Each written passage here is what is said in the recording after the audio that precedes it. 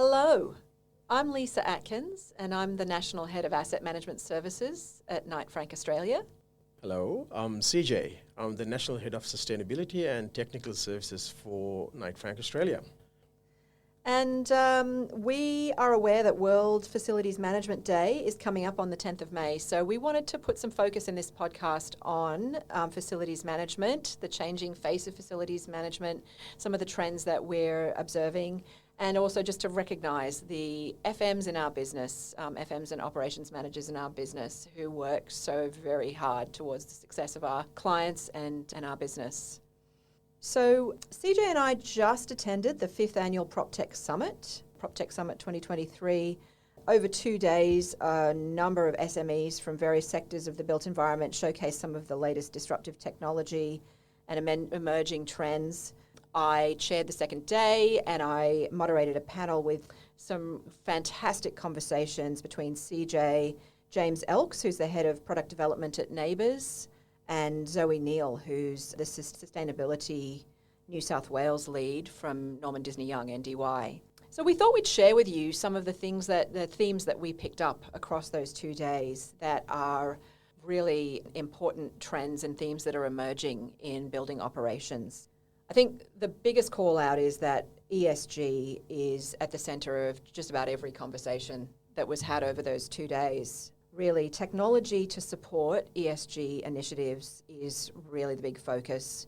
Measuring, reporting, and continuous improvement of ESG deliverables is really at the forefront of everyone's mind. It's amazing how when you follow the money, that's where the emerging trends are coming from. And when the investors from all over the globe asking for the right credentials from a sustainability and ESG perspective, the uptake of that trend just absolutely skyrockets, and that's exactly what we've been seeing in the last 5 to 6 years in the market. Yeah, and I'd say it's really accelerated over the last 3 years. Our institutional clients probably for nearly the last decade have been very focused on this, but in the last 3 years, I don't think we really have many clients at all who aren't wanting to talk about how to accelerate their ESG performance. Knight Frank's National Head of ESG, Janine Cranston, often mentions that her clients are seeing a move of the ESG slide in their board pack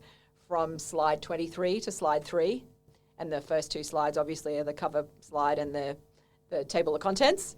So ESG really is, it's central to everyone's thinking, not just about how to be better citizens in the property industry and how to improve the impact of the assets on the planet, but also how to deliver on the key deliverables of building owners to their investors.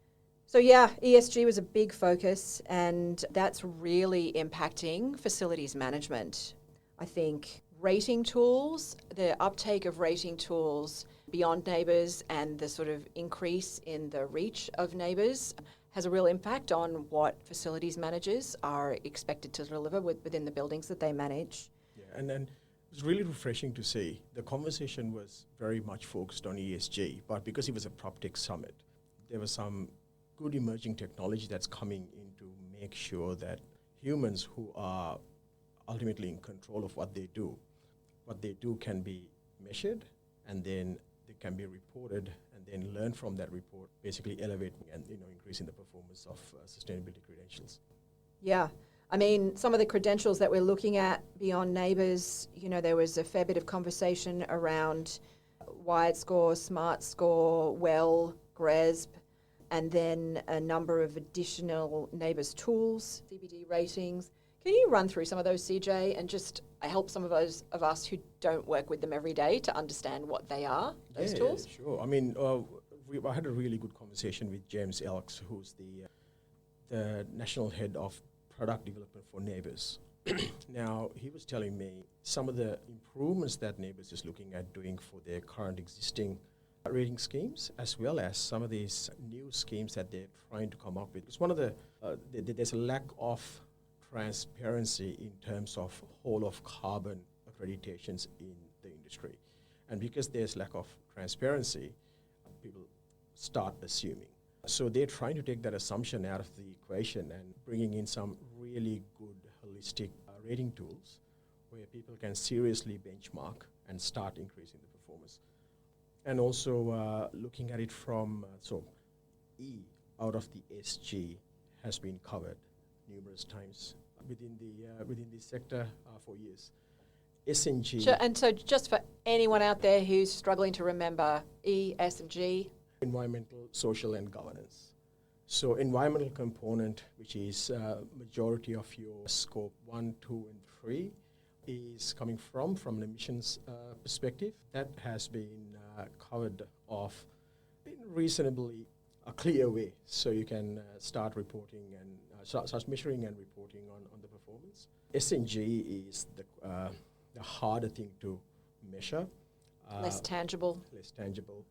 And also it's not as easy to report on and not as easy to quantify the improvement of. And that's where Neighbours is trying to come in and start developing some tools around holistic ESG and try to give more clarity into this space. And goes without saying, there are other rating tools that's out there, GRESB, that basically goes well and truly beyond the environmental component. And wide and smart scores, that's taking a really good adoption rate within the market. That's all about connectivity. That's all about human interaction with the available technology inside the built environment. So, and you recently became accredited in those two rating tools, didn't you, CJ? Yeah, that's right. So the Smart Score and the Wired Score accreditation professional course, I've actually completed that, and I'm a accredited professional who can actually rate assets now. So are those scores, do they have anything to do with ESG, or are they more just about the performance of the building from the perspective of tenants? Yeah, Wired Score is all about how connected an asset is to the outside world and how readily available that connectivity within the asset. Yeah. Smart Score is all about how can the end user within that asset or the built environment can access that technology. How easy can they access that technology, and how relevant that technology is for that person to make their life better and easier within the environment. So there's a component of S and G coming into that space. Right. There are MPR scores that you can have metrics around the tenant satisfaction rates around dealing with the asset. And so, yeah, there's definitely a connection there. It's not the only thing, but there's definitely something. Got it. Okay. And with well buildings, I had always understood well to be focused on really primarily a somewhat expensive tool and primarily being utilised for design of new builds. But we did hear from Zoe Niels from NDY yesterday that she's seeing more and more of wells being applied in existing buildings and sort of retrofit situations. Yeah, that's right. So there's two rating schemes under well, one for new building, greenfield buildings, and also there's another rating scheme for existing buildings. The rating criteria is slightly different in both those cases, and well rating focuses on the human interactions and wellness of human beings within that built environment and how the technology and the infrastructure supports the human beings within that asset. It's a really good thing to have. I have been involved in a few of the well ratings, greenfield as well as brownfield space. I think it's still evolving. I don't think they have got everything right at the moment, but they are working on it. The building rating scheme is, I think, probably 4, maybe 5 years old, or more than that. Maybe 6. Yep, probably around that. Look, I don't think it encapsulates everything that needs to be within the built environment, but they're definitely getting there. Okay. So we've talked about Neighbours, we've talked about Wired, Smart, Well.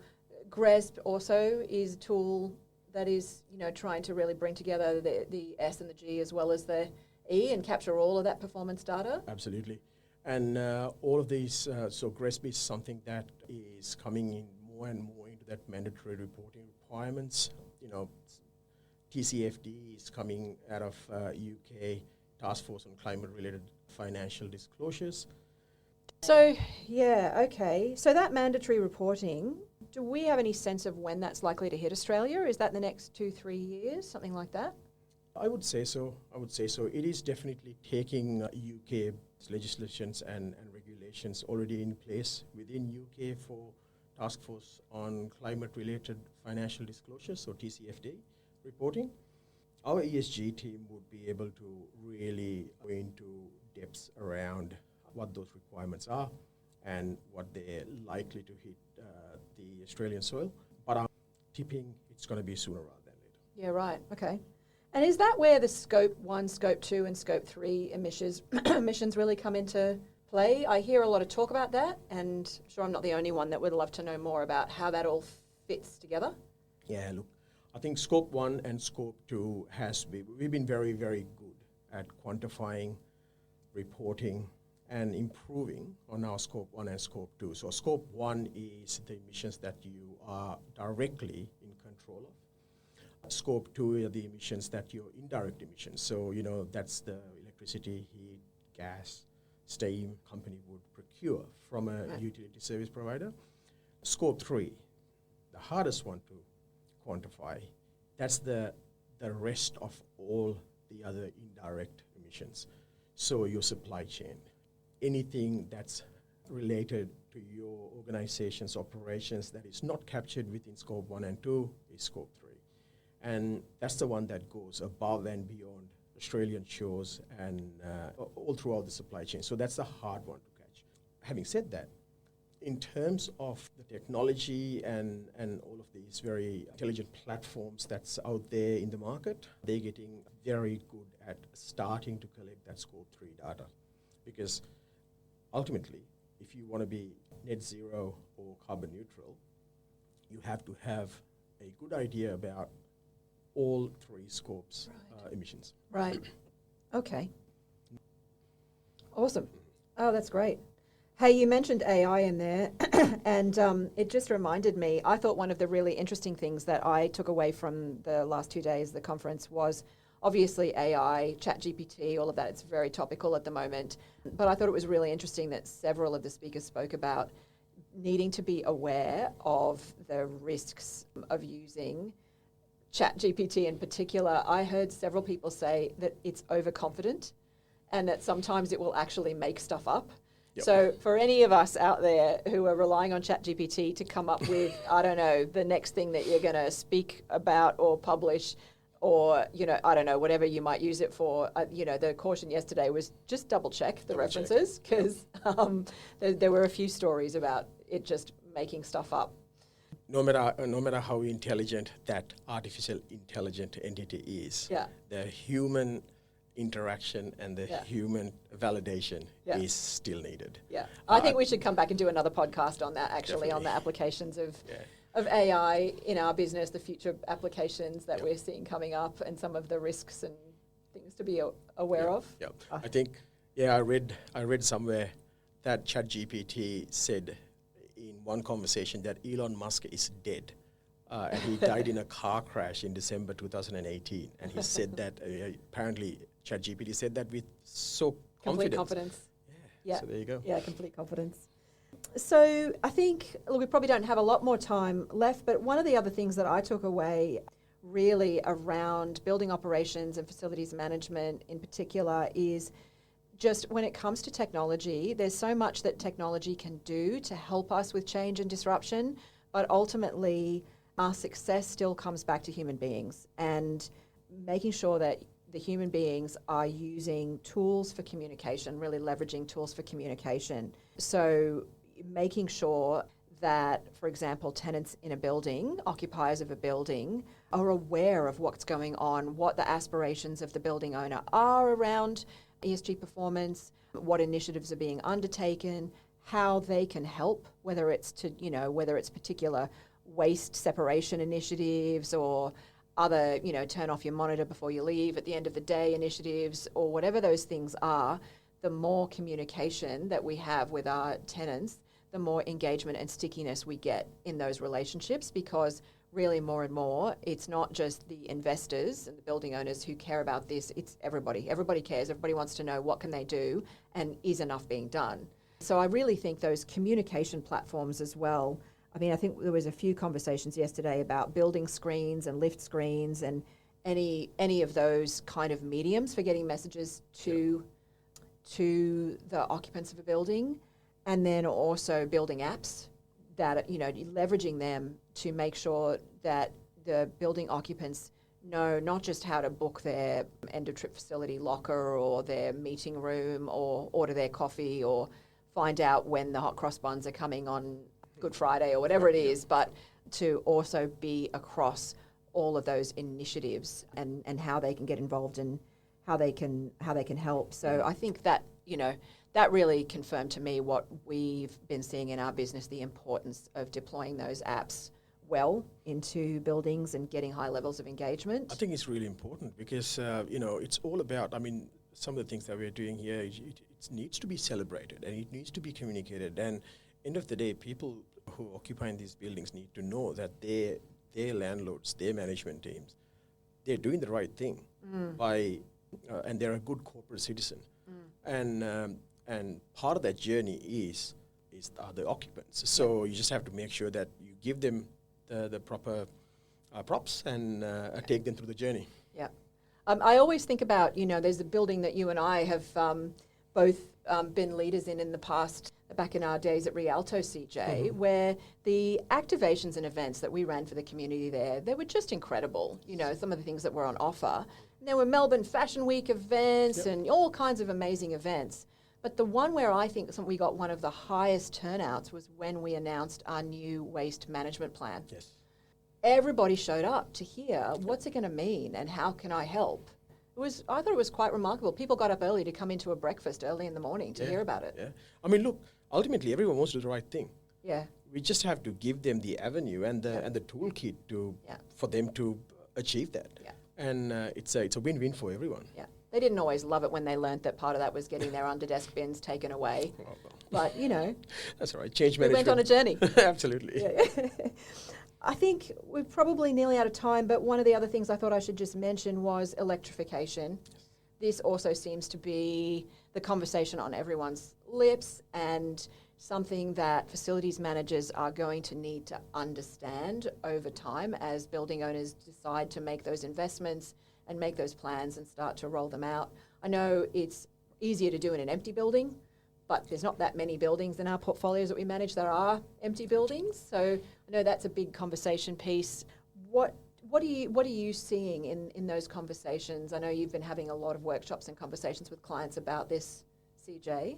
What are the key takeaways for FMs in particular to be aware of, and for others that are across these buildings? Yeah, no, we have been conducting a few workshops and a few seminars around electrification with our clients as well as some of our teams.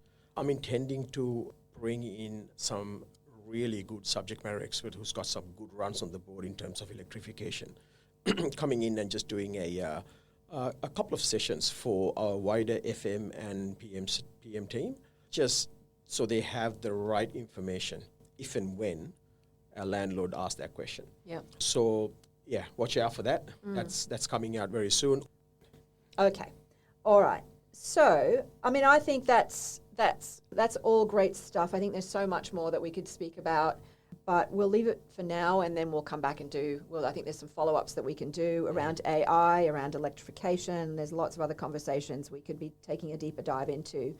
Probably the most important thing I want to do, really, both of us would like to do, is to say thank you to the facilities managers and operations managers in our teams, all of those in the facilities management part of our business. We are incredibly grateful for the hard work and dedication and commitment of that team. Absolutely. I couldn't have said that any better.